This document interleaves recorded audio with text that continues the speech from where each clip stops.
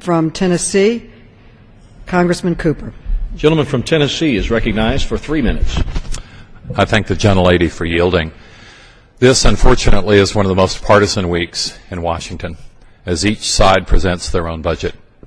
I urge members to weigh these budgets very carefully. Unfortunately, we have very little time to do so. The entire debate for the Republican and Democratic budgets is some 4 hours.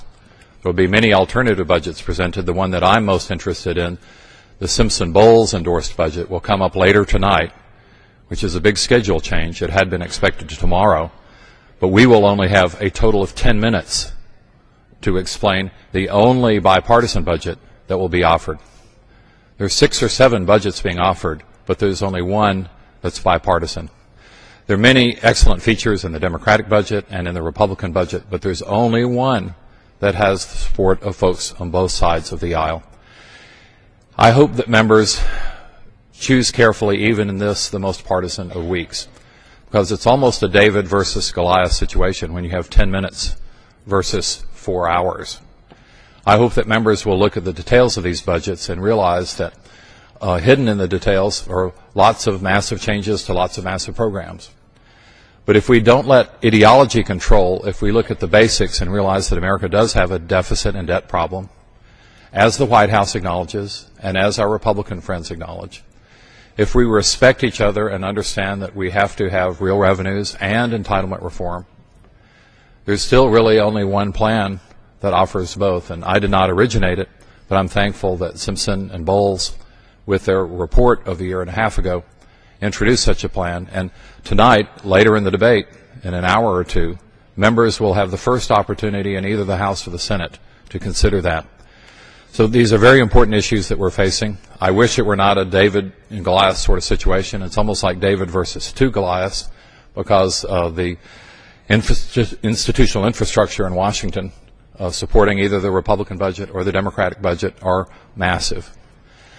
I think that once you look at fundamentals, you see that there's got to be a way where Americans can work together. The folks I hear from back home, and I assume it's true in every state, want us to stop the partisan bickering, want us to work together. And I'm thankful that our Republican friends allowed the Simpson-Bowles bipartisan budget to be considered. But for members to only have 10 minutes of debate to consider it is going to be very difficult.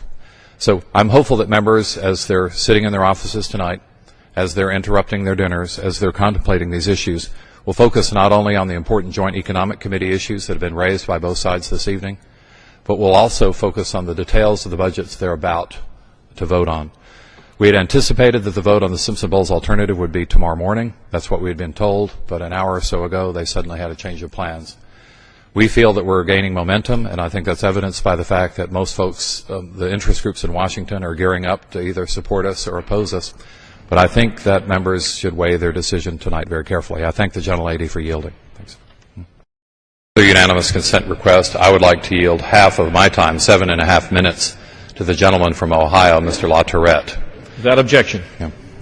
Mr. Chairman, I have the honor tonight of representing the budget that's endorsed by Simpson and Bowles.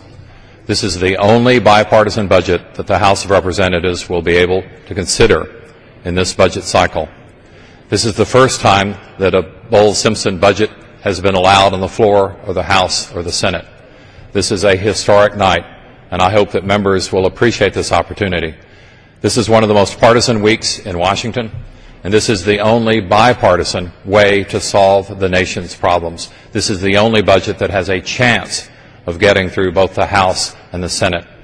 I hope members will appreciate this opportunity. Members have expressed interest, but in this partisan week, we've been hammered by forces on both the left and the right, people who do not want America to solve its problems in a sensible and fair manner. To illustrate what we're doing here, the Wall Street Journal today had a graph of the different budget alternatives. The top line here is assuming current policies, clear trouble for the nation because we're not reducing the deficit. The blue line here is the White House budget, which makes considerable progress in solving our problems. The bottom line here is the GOP plan, which is tough and completely partisan. There's not a single Democrat in the country that will support that. So it's a budget to nowhere. It's a bridge to nowhere. In between the White House budget and the GOP plan is the bipartisan proposal, the Simpson-Bowles endorsed budget. It's very tough on deficits. It gets the job done, and it gets the job done in a bipartisan fashion. So I hope that my colleagues will focus on this budget alternative. We have precious few minutes to debate this, a total of 15 minutes when the other side had 4 hours. This is a David versus Goliath situation. But I hope not only members of this body will pay attention, but the public back home, because they want us to solve our problems in a peaceable, fair fashion. They're tired of political bickering. We have the chance in this House tonight to stop the political bickering and pass a good, tough, fair budget for America. Mr. Chairman, I reserve the balance of my time, and I yield to the other side. Gentleman from Tennessee is recognized. Unless Mr. Ryan wants to give us the rest of his time, we can finish this right now. Thank you, Mr. Chairman. On November 2nd of last fall, 100 of our colleagues signed a letter, the so-called Go Big letter, urging the Supercommittee to do the right thing. And let me quote, "To succeed, all options for mandatory and discretionary spending and revenues must be on the table. In addition, we know from other bipartisan frameworks that a target of some $4 trillion in deficit reduction is necessary to stabilize our debt as a share of the economy." This is what the Simpson-Bowles budget does, and only the Simpson-Bowles budget. For those of my colleagues who are worried about certain features of this, do not confuse the Simpson-Bowles report with the budget. A budget is just a framework. It's an outline. It instructs the committees to come up with certain savings, and the committees have discretion to come up with those savings in whatever way they choose. It's true that the Simpson-Bowles report is one way of achieving those savings, but this is a guide, a target for the committees of jurisdiction. That's what we must do tonight, and do on a bipartisan basis. We must come together for the good of the country. We must put our nation first. We must set partisanship aside. This is the only way that we can pass a budget in the House and the Senate this year, which we must have. It's easy to be critical. It's hard to perform. Let's make it happen for America tonight. We have an opportunity within our hands to give the United States a budget. All of the other plans are purely partisan, and they don't have a prayer. Let's build a bridge to the future. Let's build a real budget that can pass both houses of Congress.